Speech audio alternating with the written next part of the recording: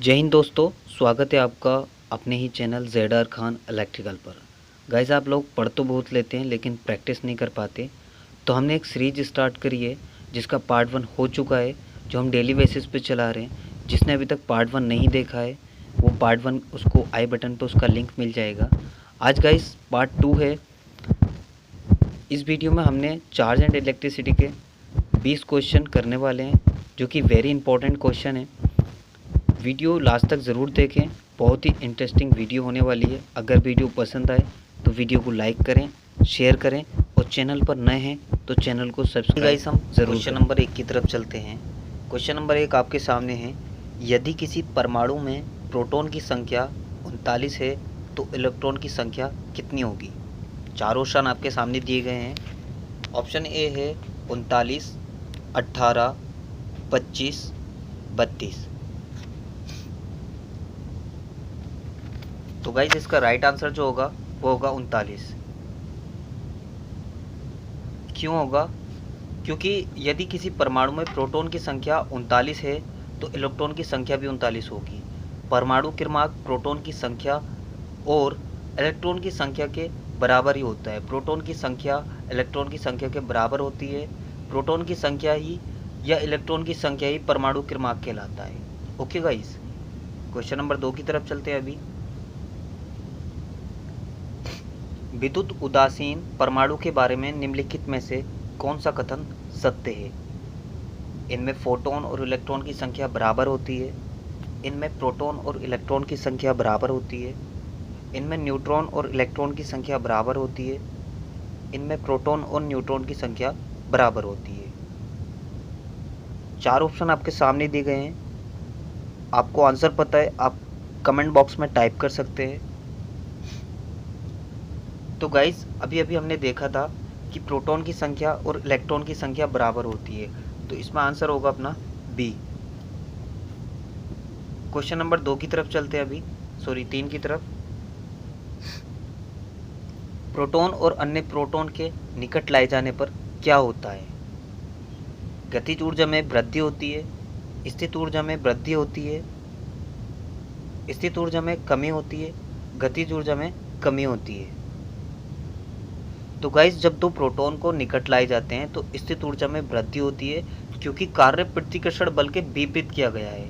Okay, जबकि proton और electron को समीप लाया जाता है तो स्थित ऊर्जा में कमी होती है, क्योंकि वो कार्य जो होता है गुरुत्वाकर्षण बल से हुआ है। ओके गाइस, तो इसका राइट आंसर होगा अपना बी, स्थित ऊर्जा में वृद्धि होती है। क्वेश्चन नंबर 4 की तरफ चलते हैं अभी।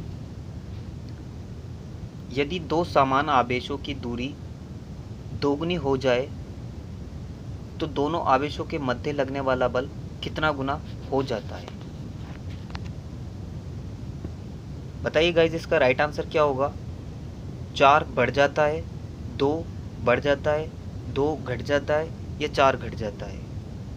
तो गाइस आप सभी को पता है जो F बराबर होता है वो होता है अपना K Q1 Q2 upon R square. Okay guys,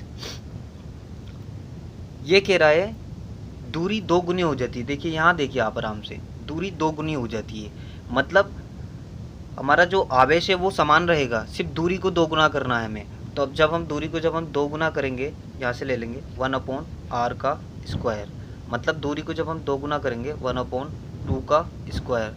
2 का स्क्वायर कितना होता है गाइस? 4 होता है। ठीक है, 4 बढ़ रहा है या घट रहा है? अब देखिए गाइस, ये बढ़ नहीं रहा है, ये घट रहा है, क्योंकि ये आ रहा है ऐसे करके 1/4।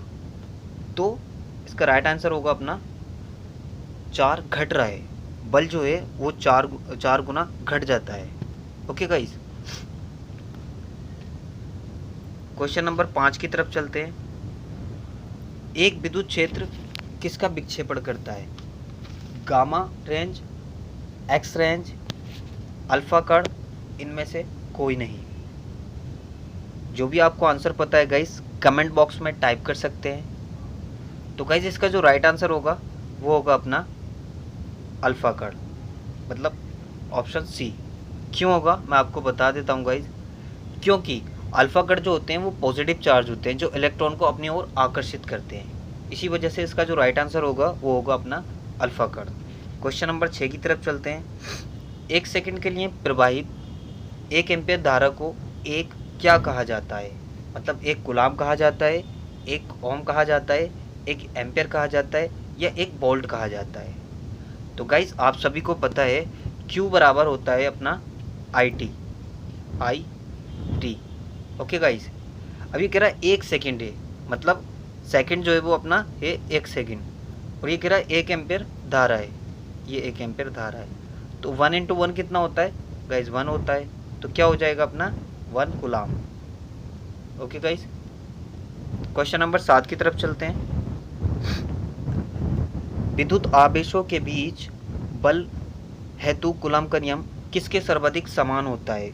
न्यूटन का गति का नियम, ऊर्जा संरक्षण का नियम, गॉस का नियम, न्यूटन का गुरुत्व का नियम। जो भी गाइज आपको आंसर पता है आप कमेंट बॉक्स में टाइप कर सकते हैं अपने आंसर को। तो गाइज इसका जो राइट आंसर होगा वो होगा अपना न्यूटन का गुरुत्व का नियम। क्यों होगा आंसर? मैं आपको बता देता हूँ गाइज, क्योंकि हम सभी जानते हैं F बराबर होता है K Q1 Q2 upon R², यही होता है।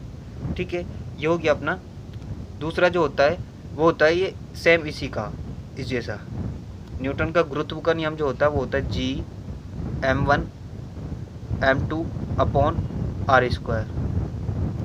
ओके गाइज, तो ये बल का जो कूलम का नियम है वो किसके सर्वाधिक समान है? तो वो है न्यूटन के गुरुत्व का नियम। ये न्यूटन का गुरुत्व का नियम है। ओके गाइज, क्वेश्चन नंबर 8 की तरफ चलते हैं अभी हम।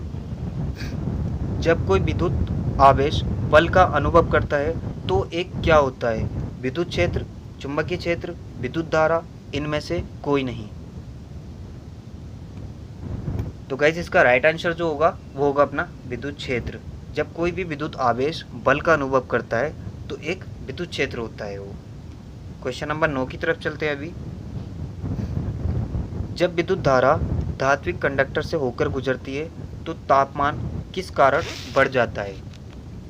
चालन इलेक्ट्रॉन और परमाणु के बीच का टकराव, धातु परमाणुओं के बीच आपसी टकराव, संचालन इलेक्ट्रॉनों के बीच आपसी टकराव, मूल परमाणुओं से चालन इलेक्ट्रॉनों के नियम। तो गाइस क्यों बढ़ जाता है? इसका जो ताप होता है, तापमान जो होता है वो इसका क्यों बढ़ जाता है? जब विद्युत धारा धात्विक कंडक्टर से होकर गुजरती है तो धातुओं के धनात्मक ताप गुणांक, मतलब पॉजिटिव टेम्परेचर कोफिशिएंट के कारण उनका तापमान बढ़ जाता है। उनमें चालक इलेक्ट्रॉन और परमाणुओं के बीच का कारण होता है। मतलब जो इसका राइट आंसर होगा अपना चालन इलेक्ट्रॉन और परमाणुओं के बीच का जो टकराव होता है उसी की वजह से इसका तापमान बढ़ जाता है। क्वेश्चन नंबर 10 की तरफ चलेंगे अभी। आवेशों के माध्यम आकर्षण या प्रतिकर्षण बल किस पर निर्भर करता है? तो गाइज आप राइट आंसर आप बता सकते हैं। आपके सामने 4 ऑप्शन दिए गए हैं। जो भी आपको राइट आंसर पता है आप कमेंट बॉक्स में टाइप करके बता सकते हैं। आवेशों के गुणनफल पर, आवेशों के मध्य दूरी पर, आवेशित पदार्थ के प्रकार पर, ए और बी दोनों। तो गाइज हमने देखा था F बराबर होता है अपना K Q1 Q2 upon R², यही होता गाइज। आवेशों के गुणनफल पर बिल्कुल करता है, ये देखिए आप। आवेशों के मध्य दूरी पर बिल्कुल करता है, ये देखिए आप। तो इसका जो राइट आंसर होगा वो होगा अपना ए और बी दोनों पर निर्भर करता है।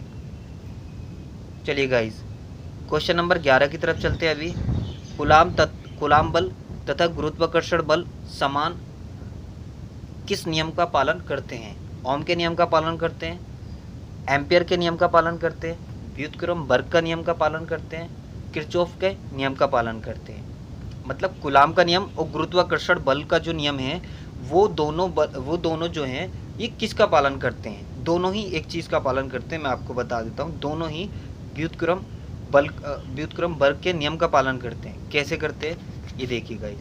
F बराबर K Q1 Q2 अपॉन का R², ये हो गया अपना कूलाम का नियम।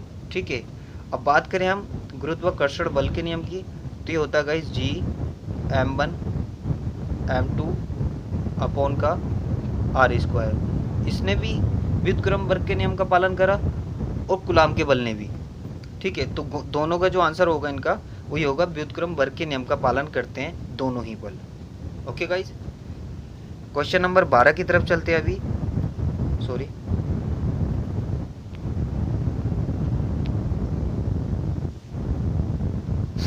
हाँ, क्वेश्चन नंबर 12 की तरफ चलते हैं अभी। एक कूलाम किसके बराबर होता है? 1 एम्पियर बटा सेकेंड, 1 एम्पियर सेकेंड, 1 वाट केल्विन, 1 वाट सेकेंड। गाइज हम सभी को फॉर्मूला पता है, फॉर्मूला क्या होता है? Q बराबर IT,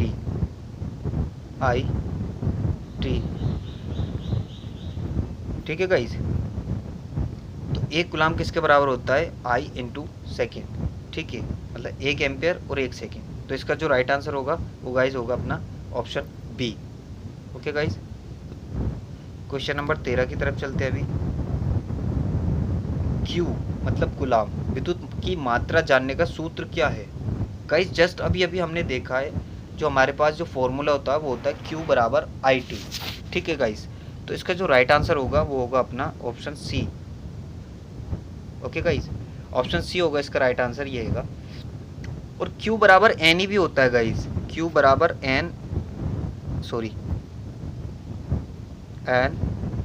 ई, जहाँ पर एन जो होते हैं वो होते हैं इलेक्ट्रॉन की संख्या, और ई जो होते हैं वो होते हैं अपने इलेक्ट्रॉन। क्यू होता है अपना कूलाम। ओके गाइज, और क्यू बराबर IT में आपको पता ही है, क्यू होता है अपना कूलाम, ठीक है, आई होता है अपना एम्पियर मतलब धारा, टी होता है अपना सेकंड मतलब समय। ओके गाइज, क्वेश्चन नंबर 14 की तरफ चलते हैं अभी। यदि 1 एम्पियर की धारा किसी लैंप में 100 सेकंड तक प्रवाहित की जाती है तो उस समय लैंप में कितना कूलाम आवेश प्रवाहित होगा? ऑप्शन आपके सामने दिए गए हैं, 0.001 कूलाम, 0.01 कूलाम, 10 कूलाम, 100 कूलाम। तो गाइज आप इसका राइट आंसर बता सकते हैं, आपको बिल्कुल आप आसानी से बता सकते हैं, क्योंकि हमें पता है Q बराबर IT होता है। ओके गाइज, Q बराबर IT होता है। Q निकालना है हमें अभी यहाँ पर। I हमें कितना दिया है? I हमें दिया है 1 एम्पियर, ठीक है गाइज। T हमें कितना दिया? हमें T दिया हमें 100 सेकंड, ये देखिए आप यहाँ पर लिख रहा है, T दिया हमें यहाँ पे 100 सेकंड, ठीक है। तो एक को हम 100 से गुणा करेंगे, क्या आएगा हमारा आंसर? हमारा आएगा आंसर गाइज 100 कूलाम, ठीक है, 100 कूलाम, जो कि हमारे पास ऑप्शन डी में है, ठीक है। तो राइट आंसर होगा इसका ऑप्शन डी। तो चलिए गाइज क्वेश्चन नंबर 15 की तरफ चलते हैं। 1 मिनट में 10 एम्पियर का करंट प्रवाहित करने वाले एक सर्किट से होकर कितने कूलाम का चार्ज प्रवाहित होता है? सेम क्वेश्चन है गाइज, वहाँ पर कूलाम पूछा था, यहाँ पर भी कूलाम पूछा है, लेकिन वहाँ पर आपको सेकंड दे दिए थे, यहाँ पर आपको मिनट दिए हैं। तो यहाँ पर आपको मिनट को पहले सेकंड में कन्वर्ट करना होगा, कैसे? और हमें पता है फॉर्मूला क्या होता है, Q बराबर अपना IT। ओके गाइज, Q निकालना है हमने। I कितना दिया हमें? 10। T हमें कितना दिया है? 1 मिनट। 1 मिनट में गाइज सेकंड कितने होते हैं? वो होते हैं 60 सेकंड, ठीक है। 10 को हम 60 से जब हम मल्टीप्लाई करेंगे, ये आएगा हमारा आंसर 600। ओके गाइज, 10 को 60 से मल्टीप्लाई करेंगे, आंसर आ जाएगा अपना 600। तो गाइज इसका जो राइट आंसर होगा वो होगा अपना 600 coulomb. Okay guys, question number 16 की तरफ चलते हैं अभी। अक्षीय रेखा पर द्विध्रुव के कारण क्षेत्र किसके समानुपाती होता है? ओके गाइज, आपके सामने 4 ऑप्शन दिए हुए हैं, आप इसमें से कोई भी एक ऑप्शन बता सकते हैं, जो भी आपको पता है। राइट आंसर क्या होगा इसका आप कमेंट बॉक्स में टाइप करके बता सकते हैं। ऑप्शन ए है R², ऑप्शन बी है R3, और ऑप्शन सी है 1/R3, ऑप्शन डी है 1/R। तो गाइज इसका जो राइट आंसर होगा अपना वो होगा अपना सी। कैसे होगा मैं आपको वो भी बता देता हूँ, 1/R3। गाइज इसका जो फॉर्मूला होता है वो मैं आपको बता देता हूँ। इसका फॉर्मूला होता है ये E बराबर 2kP/R³,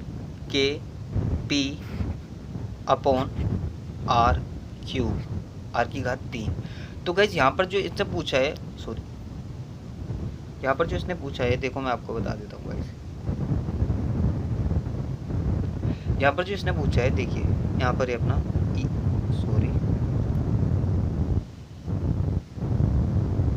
E बराबर 2kP/R³, ठीक है। तो गाइज इसका जो राइट आंसर आ रहा है वो आ रहा है, ये आ रहा है। किसके समानुपाती होता है? तो गाइज इसी के समानुपाती होता है 1/r के। तो हमारा जो राइट आंसर होगा गाइज वो होगा अपना सी। नेक्स्ट क्वेश्चन की तरफ चलते हैं। क्वेश्चन नंबर 17, किसी अनावेशित पिंडों को निम्नलिखित में से किस माध्यम से आवेशित नहीं किया जा सकता? ऑप्शन ए संवहन, प्रेरण, घर्षण, अपने अक्ष पर घूर्णन करके। तो गाइस इसका राइट आंसर आप बता सकते हैं, आप सभी को पता है इसका जो राइट आंसर होगा वो होगा अपने अक्ष पर घूर्णन करके, क्योंकि हम घर्षण से भी कर लेते हैं, प्रेरण से भी कर लेते हैं, संवहन से भी कर लेते हैं, लेकिन जो इसका राइट आंसर होगा वो होगा अपना D. Okay guys, question number 18 की तरफ चलते हैं। अभी आवृत्ति जितनी डैश होगी बिजली का झटका उतना ही डैश होगा। यहाँ पर पूछा है आवृत्ति जितनी कैसी होगी उतना ही बिजली का झटका कैसा होगा। आपको आंसर पता है, आप कमेंट बॉक्स में टाइप करके बता सकते हैं। तो गाइस आवृत्ति जितनी कम होगी बिजली का झटका उतना ही अधिक होगा, उतना ही अधिक खतरनाक होता है। क्यों होता है? क्योंकि जो इसीलिए जो तो डीसी जो होता है एसी की अपेक्षा ज़्यादा खतरनाक होती है, क्योंकि एसी में जो आवृत्ति होती है वो 50 हर्ट्ज़ होती है, लेकिन डीसी में जो आवृत्ति होती है वो होती है 0 हर्ट्ज़। ठीक है, तो इसीलिए आवृत्ति जितनी कम होगी बिजली का झटका उतना ही खतरनाक होगा। ओके गाइस, निम्नलिखित में से क्या एक वेक्टर राशि है? ओके गाइस, विद्युत प्रतिरोध, विद्युत क्षेत्र, विद्युत विभव, विद्युत शक्ति। वेक्टर राशि मतलब गाइस सदिश राशि पूछ रहा है यहाँ पे। ठीक है, तो हमारा जो यहाँ पे सदिश राशि होगा वो होगा अपना विद्युत क्षेत्र। ठीक है गाइस,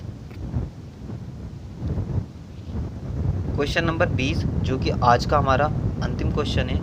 और गाइज इसी तरीके के हम डेली बेसिस पे सीरीज़ चला रहे हैं। आज हमारा पार्ट 2 है, जिसने अभी तक पार्ट 1 नहीं देखा है उसको आई बटन पे लिंक मिल जाएगा या एंड स्क्रीन पर उसको स्क्रीन शो हो जाएगी, आप वहां से जाके देख सकते हैं। काफ़ी वेरी इंपॉर्टेंट क्वेश्चन है ये, जो कि हर साल परीक्षाओं में पूछे जाते हैं ये क्वेश्चन। तो गाइज आपके सामने क्वेश्चन नंबर 20 ये है, वोल्टता से आवेशित खोखले गोलक के अंदर का विभव क्या होता है? V/2 0 2V। वैसे इसका राइट आंसर क्या होगा? इसका राइट आंसर होगा अपना 0। वोल्टता से आवेशित खोखले गोलक के अंदर जो विभव होता है वो होता है 0। ओके गाइस, तो गाइस आप सभी को वीडियो कैसी लगी, क्वेश्चन कैसे लगे, आप मुझे अपना सुझाव, कोई भी कमी है वीडियो के अंदर आप मुझे अपना सुझाव कमेंट बॉक्स में दे सकते हैं, मैं सुधारने की पूरी कोशिश करूंगा इधर से। ठीक है गाइज, वीडियो कैसी लगी? वीडियो अगर आपको अच्छी लगी तो वीडियो को लाइक करें, शेयर करें। चैनल पे पहली बार आए हैं तो प्लीज़ चैनल को सब्सक्राइब करें। इसी तरीके के आपको डेली बेसिस पे प्रैक्टिस टेस्ट मिलते रहेंगे, क्योंकि गाइज हम लोग पढ़ तो बहुत लेते हैं लेकिन हम प्रैक्टिस नहीं कर पाते हैं, जो कि हम एग्ज़ाम में जाके हम उस तरीके से परफॉर्म नहीं कर पाते जिस तरीके से हम परफॉर्म करना चाहिए। क्योंकि गाइज अभी जो भी हमारी कोई प्रॉब्लम होगी, कोई भी मिस्टेक होगी, वो हम यहीं पूरी कर सकते हैं। परीक्षा में पूरी करने का टाइम नहीं मिलता है गाइज, बाद में रिजल्ट आता है पता लगता है नहीं हो पाया। तो इसीलिए गाइज अभी आपके पास बहुत अच्छी अपॉर्चुनिटी है, आप इस अपॉर्चुनिटी को बिल्कुल मत जाने दो। ऐसे मौके बार बार नहीं आते हैं ज़िंदगी में, इसलिए प्रैक्टिस बहुत ज़्यादा ज़रूरी है गाइज। प्रैक्टिस डेली करो। मैं ये नहीं कह रहा मेरी वीडियो से करो या मेरे चैनल पे आके करो, जहाँ आपको अच्छा कंटेंट मिले, जहाँ आपको लगे कि हाँ मेरा यहाँ समझ में आ रहा है, आप वहीं से प्रैक्टिस करो। ओके गाइज, वीडियो देखने के लिए thank you so much and धन्यवाद।